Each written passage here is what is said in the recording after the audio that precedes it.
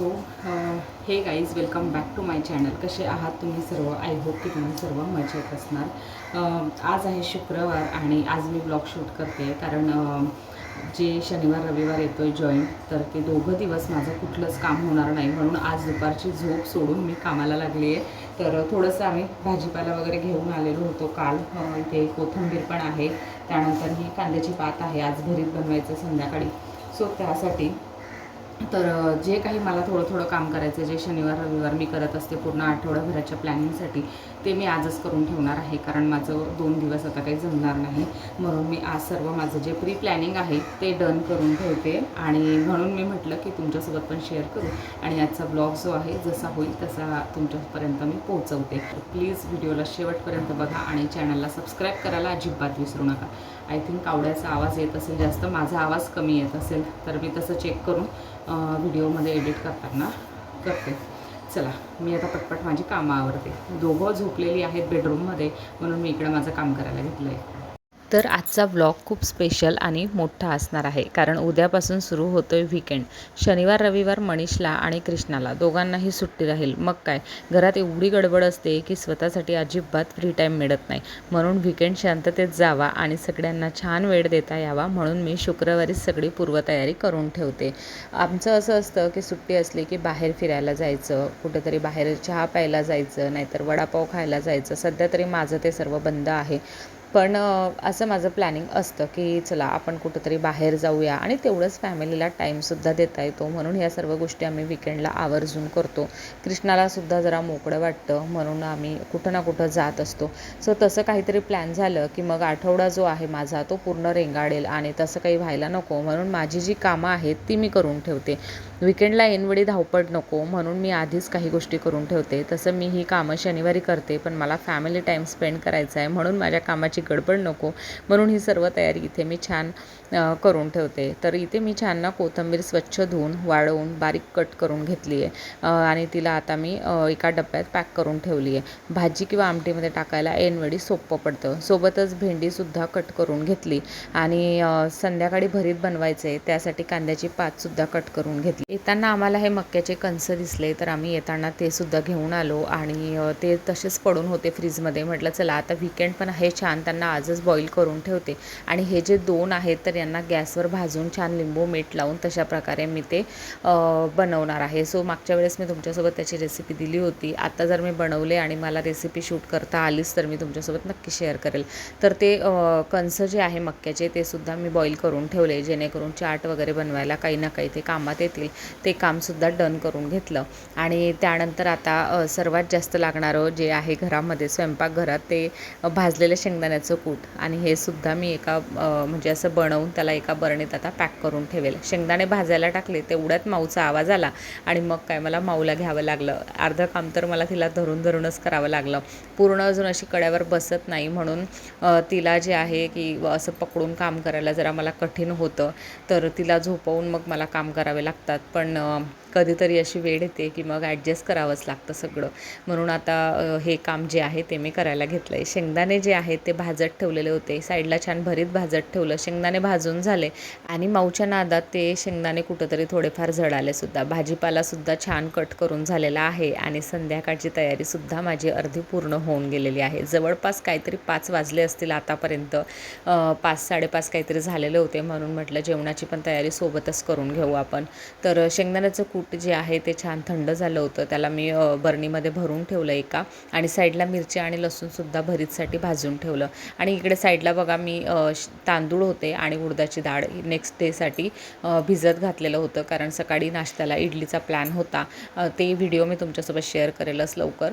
तर त्यासाठी ना ते तांदूळ आणि डाळसुद्धा मी भिजत घातलेली होती. छान किचन स्वच्छ करून घेतला आणि आता जेवढी भांडी जमा झालेली होती दिवसभराची तेवढी सगळी घासून घेतली कारण मग स्वयंपाक करायचा असतो आणि स्वयंपाकात मग ह्या गोष्टींना परत वेळ नाही भेटत आणि जशी भांडी आपण साठवत गेलो ना तेवढं ते सिंक जे आहे ते फुल होत जातं आणि रात्री पूर्ण दमलेलो असतो तेव्हा ती भांडी घासायला अजिबात नकोसं वाटतं. म्हणून मग मी जशी भांडी हातात आली तशी घासून घेत असते. भांडी घासून झाली, आता छान मी जेवणाची तयारी करून घेते. भरीतसाठी जे लसूण आणि मिरची आपण भाजून घेतलेली होती कढईमध्ये, त्याला मी आता ठेचून घेणार आहे. पण त्याआधी थोडीशी खलबत्त्यामध्ये कोथिंबीरसुद्धा घालणार आहे. मिरची आणि लसूण हे सर्व बारीक ठेचून घेणार आहे.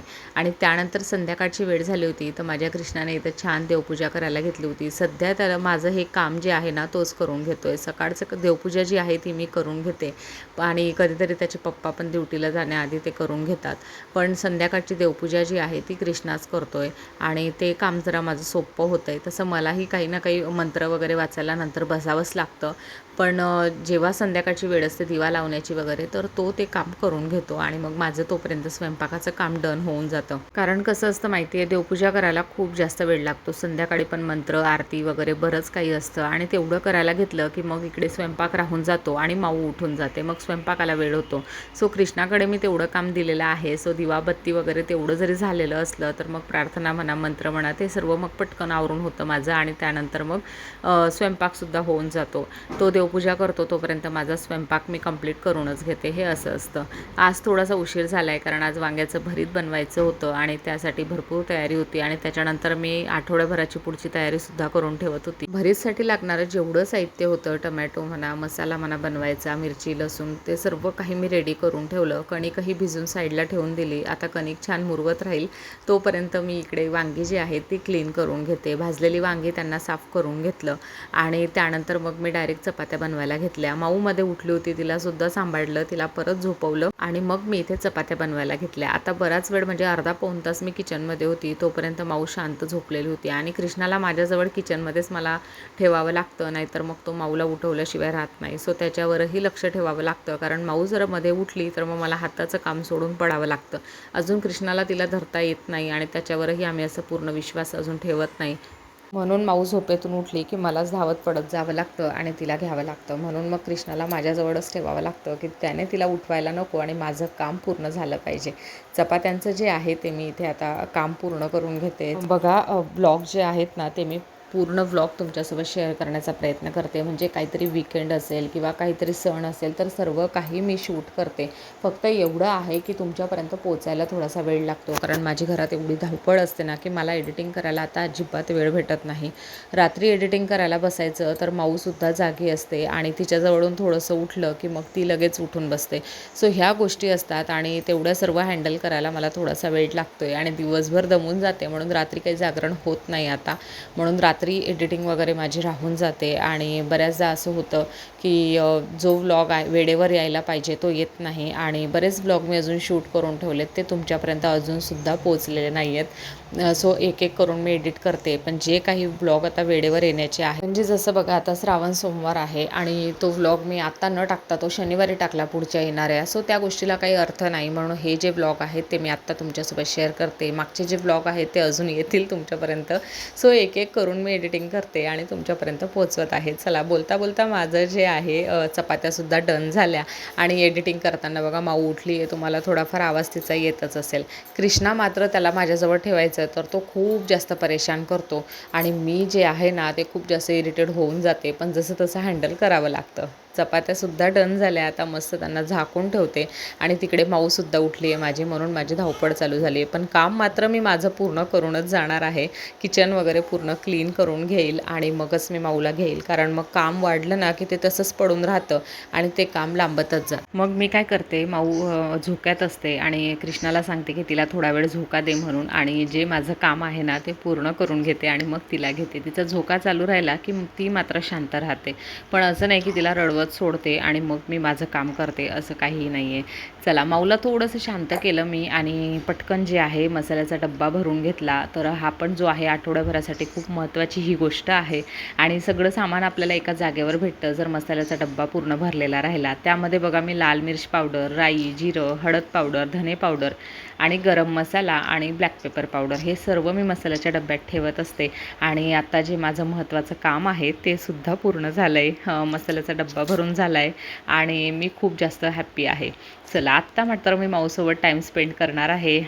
चपात्या झाल्या आहेत, भरीत मात्र बनवायचं बाकी आहे. तर इथे आता मी तिच्या पप्पांची वाट बघते, ते येतील, ते माऊला खेळवतील, कारण माऊ आता झोपणार नाही. आता बराच वेळ माऊ जागी राहील आणि तिला सोडून मला काम नाही करता येणार आता, म्हणून मी भरीत बनवण्याचं बाकी ठेवलं आहे. तिचे पप्पा जसेही येतील तसे ते तिला सांभाळतील आणि मी पुढचं आमचं जेवण बनवायला घेईल. तर जवळपास मी 1 ते 1.5 तास इथे माऊसोबत होती. त्यानंतर मनीष आले आणि मी जेवण बनवायला घेतलं. चला आता मस्त चमचमीत भरीत बनवून घेऊया. त्यासाठी मी कढई गॅसवर ठेवली आहे, त्यामध्ये जिरं राई घातली, कढीपत्ता घातलाय थोडासा, त्यानंतर कांदा सुद्धा ॲड केलाय. कांदा चांगला शॅलो फ्राय होऊ द्यायचा. त्यानंतर एक टमाटा त्यामध्ये ॲड करायचा, तो देखील मिक्स करून त्याला सुद्धा छान फ्राय होऊ द्यायचं. तुम्हाला जर हे लवकर फ्राय व्हावं असं वाटत असेल तर त्यामध्ये थोडंसं चिमूटभर मीठ टाकायचं. कांदा आणि टोमॅटो लवकर फ्राय होतो. त्यानंतर कापलेली कांद्याची पात स्वच्छ धुवून ती सुद्धा ॲड केली, पूर्ण मिक्स करून घ्यायचं आणि ठेचलेलं लसूण, मिरची आणि कोथिंबीर ते सुद्धा ॲड करून दिलं. सगळं काही चांगलं फ्राय होऊ द्यायचं. मग सुके मसाले ॲड करायचे. त्यामध्ये फक्त हळद पावडर, धने पावडर आणि गरम मसाला मी ॲड केलेला आहे.